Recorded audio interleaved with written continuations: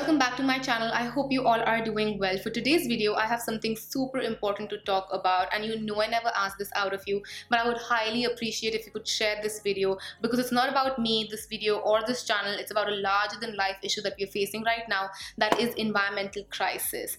Now, no one's perfect, neither am I, but I've been trying to make my own baby steps in reducing my wastage. I've switched to metal straws, to copper water bottles, and I've been trying to reduce my plastic consumption as well as much as I can. And I think that we all, if we take baby steps, then we can create a massive impact. And that's why today I wanted to share with you guys some tips that you can incorporate into your beauty routine without giving up on your beauty routine and still being environmental friendly. So if you want to know some tips from my side, then please keep on watching.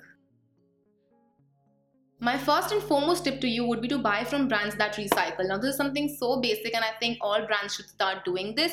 A lot of them also give rewards as well, which is a win-win situation. Some of my favorite brands are MAC, which has a back-to-MAC thing where if you take 6 products back to MAC, they would give you 1 lipstick free as well, which is amazing. Then Plum has this. What I would do for you guys is that I will create a list of brands that do recycle in the bottom bar, so you can go ahead and just see and check out all of those brands. And probably whenever you want to purchase something, you can check out these brands because these will recycle your products for you. Tip number 2 would be to buy from brands that allow refills. Now, you already have a packaging, so it doesn't make sense to buy another product, another packaging that would lead to more wastage. A lot of brands like L'Occitane have their refills into place, and their refills also come in an eco-friendly packaging so that you can biodegradably compost them and they wouldn't lead to a lot of wastage as well. So brands that refill you up are the best brands ever, especially with something like a shampoo or a shower gel that you tend to finish out so quickly. A lot of people have also switched to bars. Now, personally, I haven't done that yet because I do share my washroom with my parents, and I just don't feel that's the most hygienic thing unless you keep like separate bars for everyone, but then again it just becomes a hassle. So I haven't shifted to bars, but if you can shift to bars, that's even a better thing because then you don't have to buy a packaging at all. Tip number 3 would be to buy bigger sizes. Now, once you already know that you love something and you're going to be repurchasing it over and over again, and that's not something recyclable, or even if it is recyclable, buy a bigger size so that you are leading to lesser wastage when it comes to the packaging itself. Especially for brands like micellar waters or shampoos, you can definitely do that. I always buy the biggest size of things that I love and I know I would be repurchasing because it leads to lesser wastage and lesser plastic pollution as well. So if you know you already love something, just go for the bigger size. Moving on to tip number 4 would be to buy multi-purpose products, especially if you use minimal makeup and if you're not into fantasy makeup or if you don't put on a lot of makeup, then definitely the way to go forward would be to buy something that's a multi-purpose product that you can use on your eyes, lips, cheeks or elsewhere, so that you're not buying multiple products, and that means you're not buying multiple packagings as well. You're using just one packaging, and that would lead to a lot of reduction in the wastage that you create. Now let's move on to products. Tip number 5 would be to ditch wet wipes. Not only are they bad for the environment, but they're bad for your skin as well. I have a whole video where I've talked about why I don't use wet wipes any longer and what I do use now. So I would leave a link for you guys in the bottom bar so that you don't get bored of me speaking about the same things again and again.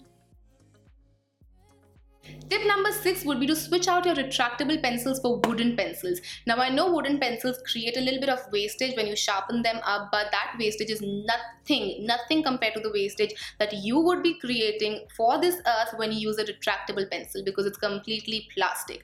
Wooden pencil will biodegrade, the product will be used up by you, so switch on to a wooden pencil. That would be so much better for the environment.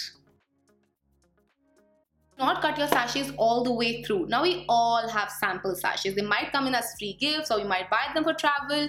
That's none of my concern. My concern is that please do not cut it all the way through, because then you would be leading to creating a microplastic element that cannot be recycled. So what I would suggest you to do is cut it horizontally, but do not cut it completely. Let it still be stuck to the main component of the part so that it can get recycled. This was done in Bangalore, where they did it with milk sachets, and they saved so much plastic wastage by not cutting off the milk sachet completely. So next time you are using your beauty sample sachet, just make sure you snip it off horizontally and let it stick to the part of the plastic so it can get recycled completely.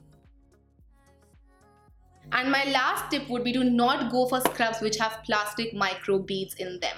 Now, we all know that walnut and apricot shell is not good for you, but hey, at least it was biodegradable. Now, because of that movement, we have these new scrubs that have these spherical beads which are very gentle on your skin but not so gentle on the environment and on the marine life. And this is something I'm assuming, but I don't think that the fishes and the other marine animals enjoy choking on the microbeads that we are using to scrub on our face. So yes, try not to go for that. Other alternatives that you can use are like a milder sugar scrub or maybe a chemical exfoliant that's not so harsh on the environment.